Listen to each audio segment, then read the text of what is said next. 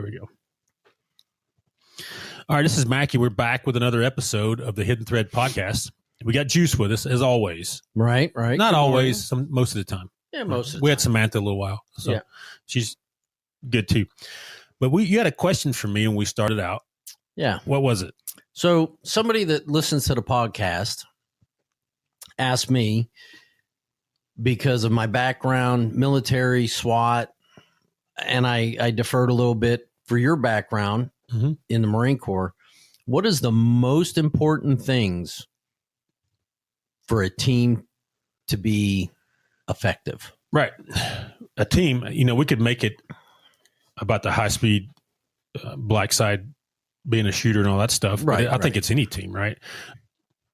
But yeah, I was in a pretty high-level organization. It was Second Force Recon Company before we had MARSOC and all that. Right. So it was the special operations arm of the Marine Corps, right?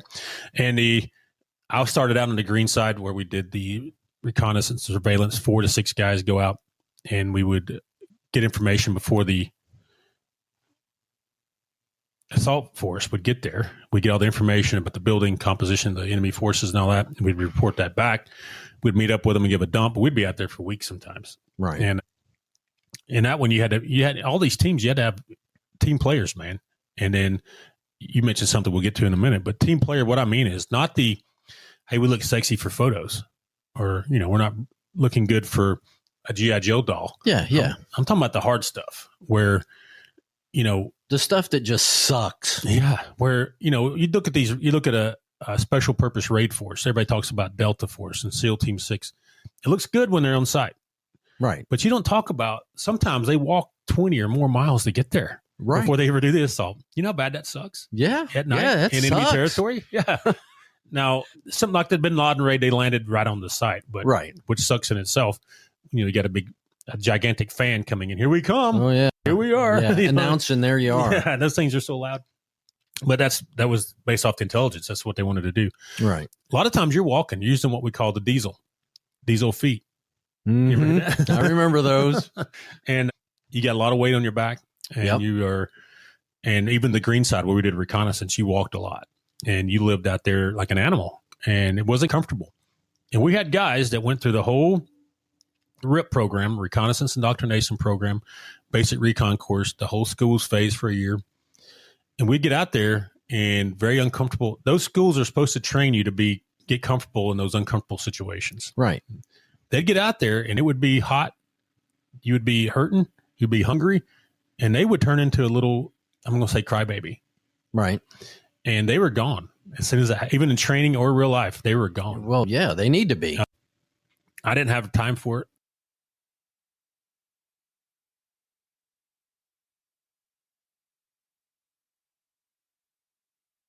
It's a way live fire. Yeah, when it really sucks. If they catch you, they're going to cut your head off. Yeah, type thing. How's it going to be out there? And it stunned me that they went through all this training, which is hard. And they would get out there in a training environment with a team, your team that you're going to deploy with overseas, and turn into a crybaby. Right. Who you want to make a good impression on. Right. That's not a team, what I call a team player. No. Right?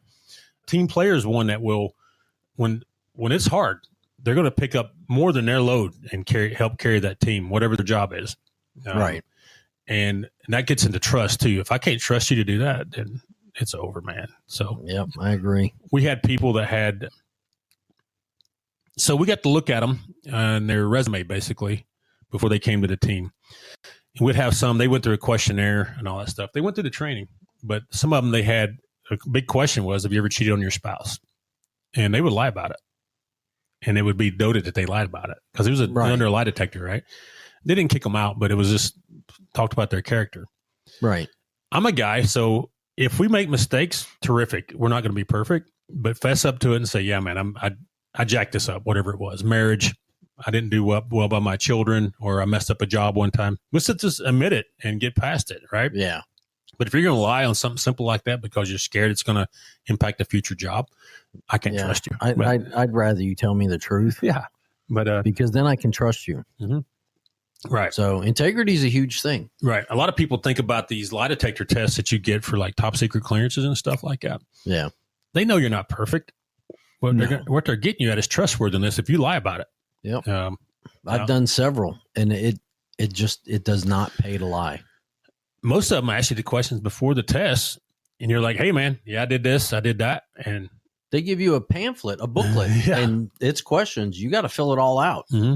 And then you sit down with the polygraph examiner. If you stole something when you were 22 and now you're 40, admit it, man. Just talk about it. That's trustworthiness is what it is. So I try to tell my kids that, hey, let's don't keep digging the hole deeper. Let's stop digging, get out, let's talk about it. Start filling the hole back in. Try to anyways. Yep, exactly. But yeah, trustworthiness, being a team player. You know, we had issues with people because we wore flight suits on the ship. We had long hair. They thought they were a little cool. We started to do things like clean up, clean weapons, vehicle maintenance. They thought they were too good for it. Yeah, okay. Still, you still got to do that stuff. Yeah. And I've been around the Delta Force guys and the SEAL Team 6 guys and the Green Berets, you name it, the high level that are on TV all the time. The good one, they do that stuff. They do the nitty gritty. Hey, let's go do our oil changes on our vehicles. Let's go maintain our trucks. Or, hey, we got broken weapons. We can't nap today. We got to go drive over here to where the armorer is and get this stuff fixed and hang out all day instead of napping or playing Xbox. That kind of stuff. They're doing the stuff that nobody wants to do. Yeah. And it's not the stuff that's on TV. It gets books written about. What do you think? Yeah, I agree. I mean, for me, all the guys I was with in the military and law enforcement, if I couldn't trust them, on the SWAT team to get my back when we breach that door, we go through or whatever we're doing. Right. You don't need to be on the team. And there's guys that left the team because they lied and we caught them in a lie. Right. My assistant team lead caught him in a lie on the range about taking medications. That's dangerous. And he got butt hurt and stormed off and bye-bye. Right. One of the best platoon commanders, this is still in the Marines. I did some stuff in the Army too, but one of the best platoon commanders I had, he's retired now. He retired as a lieutenant colonel, but he used to say, hey, I'll get into some shady stuff, but I need to know about it before it starts. Right. He said, if you surprise me, it's not going to go well for you. Yeah. So he needed to know about it before it got going. You know what I mean? But that's a good guy right there. Yeah. And we had guys that we were in Rota, Spain for 10 days coming off deployment, which can be dangerous, right? And the rule was, hey, you can do anything on the base, which is a big base with plenty of stuff to do. You cannot go out in town. All right. They would not let us go outside that base. Well, some guys snuck off, got in a fight. A couple guys got screwdrivers put in them and got in the hospital. And the ones that didn't go to the hospital tried to sneak back home like they were doing PT.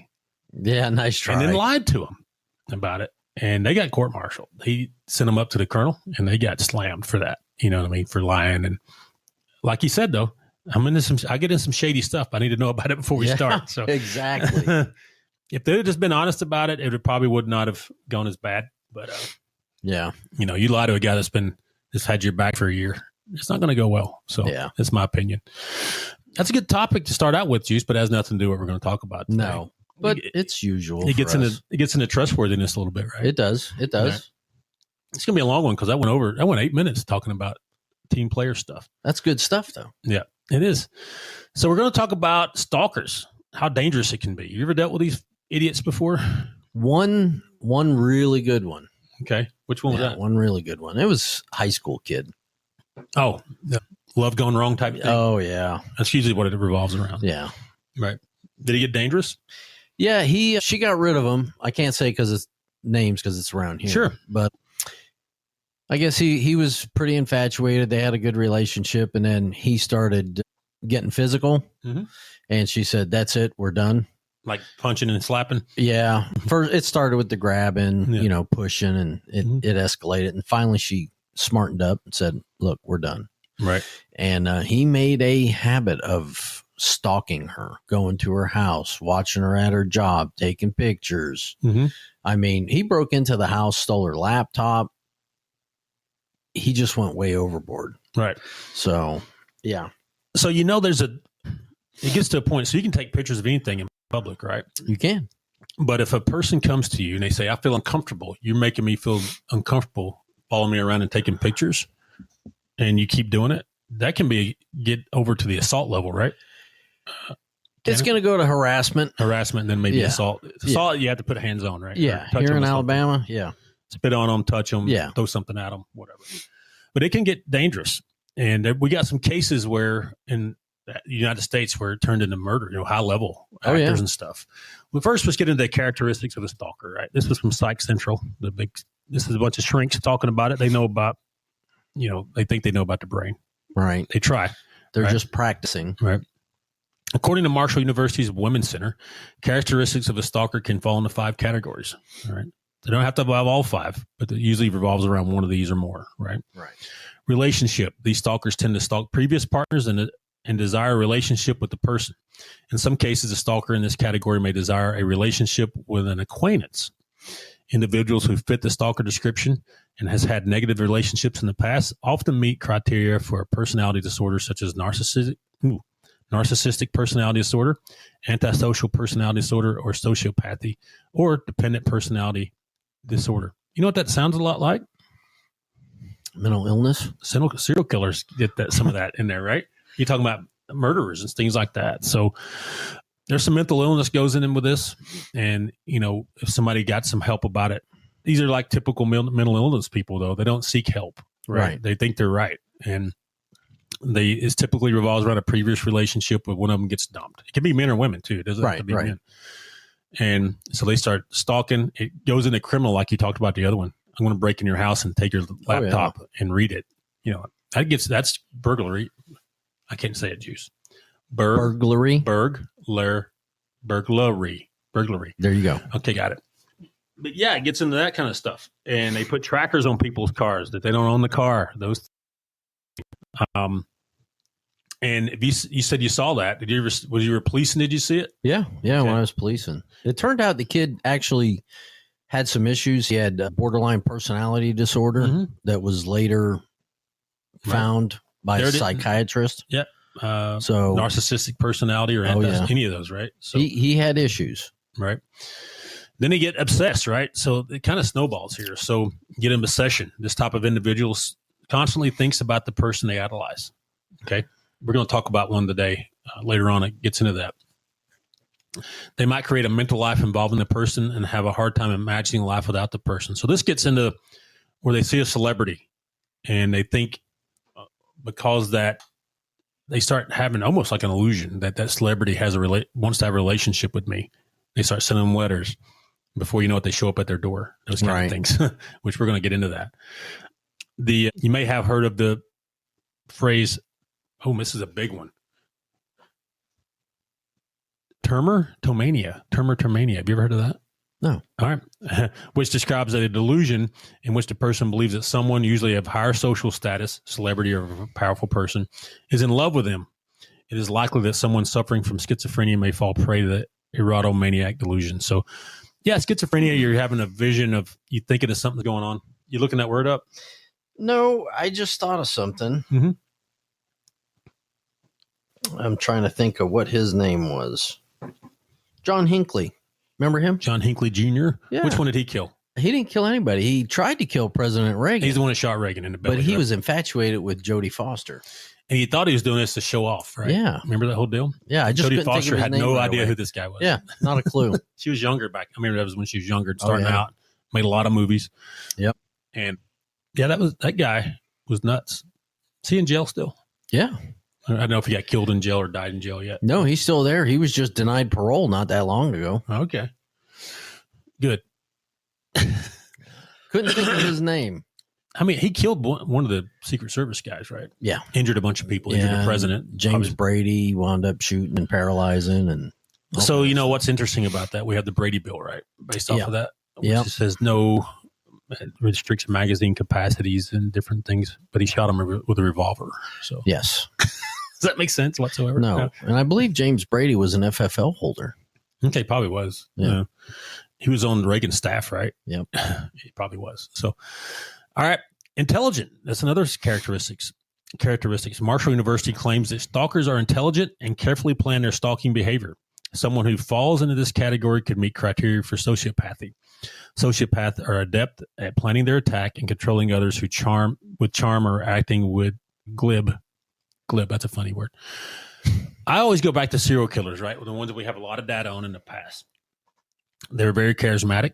They were very intelligent, but they were sociopaths. Right. Their whole goal of having this persona of being a good salesperson type get person and being meticulous in their planning was the goal of taking a life. Right. Now, if a stalker has those characteristics, could the next step be murder? Everybody, Macky here with ShadowNet Investigations. I'm the lead investigator, and I'm here to let you know that we conduct premium digital forensics. Whether you're looking to recover deleted data from phones, tablets, computers, you name it, give us a call, and we can help you out in recovering that data. Or if you think you're hacked, we have the tools and expertise to help you figure out who's hacked you and to find out how it happened, whether you need help with any digital forensic situation, recovering deleted data, hacking situations, or any questions you have about digital forensics, give us a call, 866-910-7499. That's a free consultation at 866-910-7499, or visit us at shadownetdigital.com. Sure. Yeah. Very easily. Yeah. If you have the capacity and you don't think it's wrong to break in somebody's house and take their underwear, then there's nothing to say that you wouldn't put a knife in them or shoot them either. Oh, exactly. Because they're committing a crime to do something sick, basically. And they think they're correct, though. They don't think they're wrong. That's a problem, right? Right. They need mental help. You think if we catch these people early enough that they could get the help and be rehabilitated? They may be able to get some help as far as rehabilitation. I'm not a big believer in rehabilitation on some things. Do you think we should just pack the jails, right? Or no, I'd like to bury some of them under the jails. Right. Well, yeah, the prisons, but particularly heinous people, right? Yeah. And that would clear out a lot of room and express lane too. But it's just, I don't know.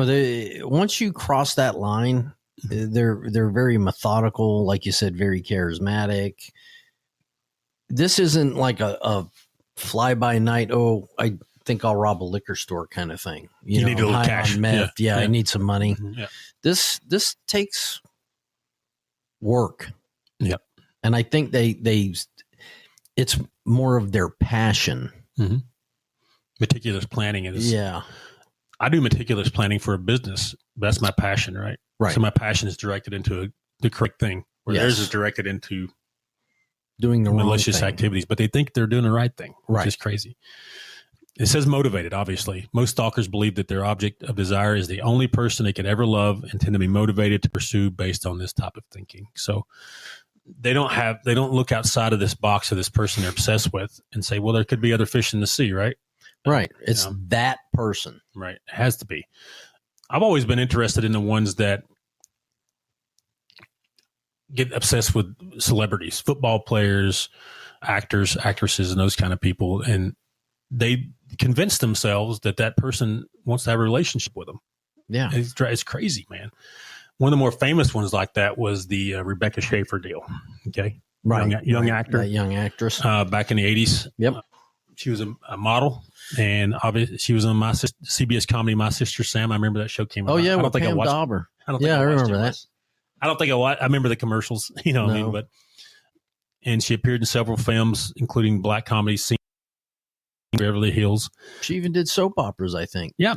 At the age of 21, she was shot and killed by Robert John Bardo, a 19-year-old obsessed fan who had been stalking her. Schaefer's death helped lead to the passage in California of legislation aimed at preventing stalking. Thanks, California. Yeah. This all took place in Los Angeles, obviously. Okay. Let's talk about the murder. All right.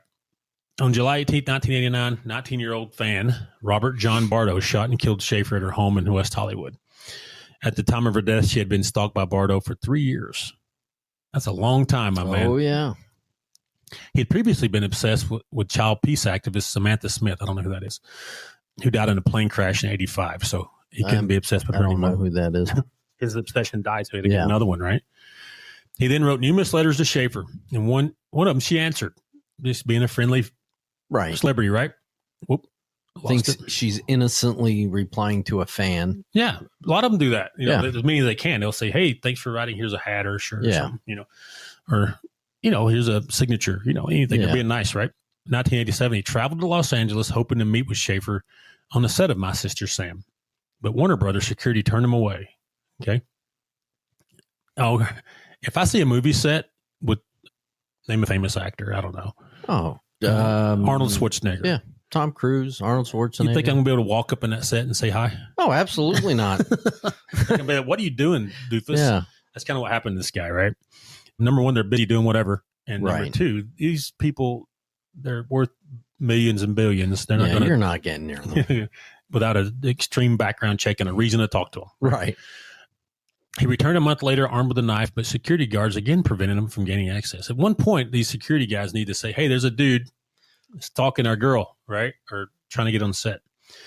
He returned to his native Tucson, Arizona, and lost focus on Schaefer for a while as his obsession shifted towards pop singers Tiffany and Debbie Gibson and Madonna. Okay. This guy's all right. Bardo watched Schaefer in the black comedies film Scenes from the Class Struggle in Beverly Hills. I've never seen that movie. I haven't seen it either. In which she appeared in bed with another actor. Uh-oh. So this made him mad. Oh, no. So he thinks that she likes him. Oh, yeah. She's unfaithful now. And she's doing a romantic scene on tape, right? Which she's just doing acting, right? Yeah. He became enraged by the scene, apparently out of jealousy, and decided that Schaefer should be punished for becoming another Hollywood whore. Arthur Richard Jackson had stalked and stabbed actress Teresa Saldana in 1982, and Bardo learned that Jackson had used a private investigator to obtain Saldana's address. Bardo then paid a detective agency in Tucson $250 to find Schaefer's home address in California's Department of Motor Vehicles DMV records. $250, that seems high back in the 80s. Yeah, well, you know. He probably kept handling them. Oh, yeah. And they said, whatever, man, $250. You know, yeah. So... And he paid it. With the help of his brother, he acquired a Ruger GP 100 357 revolver. Can you say straw purchase? That is a straw purchase, which is a felony, right? It is. That's a federal crime. All right, so this guy's obviously going way over the top. All right, let's talk about this. So a private investigator. So we get calls all the time saying, hey, I want an address for a person so we can serve them. I'm like, roger that. And I give them an address for a fee, right? We got access. People think we have a magical tool. It just tells us addresses. Those addresses are out there. Well, isn't that what that crystal ball's for? Right. All we use is what we call an aggregator. It puts all the information in one place, so it takes seconds to get the information. Right. Instead of going and searching every county website in the country. Oh, yeah. Hold on. Yeah. You're looking at real estate sites. You're looking at tax. You're looking at property taxes, revenue sites, all kind of stuff. Yeah, but it puts it all in one. Yeah, it's just one little bundle. It's an aggregator. So it's not, I didn't go sneak in somebody's house and pull their address or hack somebody's phone and pull their address or some kind of information. I didn't do it. It wasn't an illegal act to gather it. So this private investigator they tried to press charges on him, but they were like, he didn't do anything wrong, you know. Right. But anyway. I mean, that to me, if somebody come and asked me for that, said, oh, I'm trying to, you know, find out, I don't know, Tom Cruise's home address. That's kind of a red flag. Yeah, because Schaefer was in the news then. Yeah. She was popular, you know. Yeah. It's not I was just a kid. I was like ninth grade or something. What were you? You were like 62 by that point, right? I think I was in the Marine Corps at that time. 89. But I was still in high school. But anyways. Oh, yeah. I was a few years in the Corps. So once he was certain that he got the address, he rang the doorbell. Schaefer was preparing for an audition for Godfather Part 3. Big movie, right? Yeah. And was expecting a script to be delivered, so she answered the door. Okay. Bardo showed her a letter and autograph that she had previously sent him. After a short conversation, she asked him not to come to her home again. He went to a diner nearby and had breakfast. Then returned to her apartment an hour later. She answered the door, a cold look on her face. Of course, she's like, what are you doing here, punk? She was annoyed. Bardo later said that she had a cold look on her face. He pulled out the handgun and shot her in the chest at point blank range in the doorway of her apartment building, and she kept repeating, why? Schaefer was rushed to the emergency room and the medical center, where she was pronounced dead 30 minutes after her arrival. Sad story, but this guy, let's see what happened to him.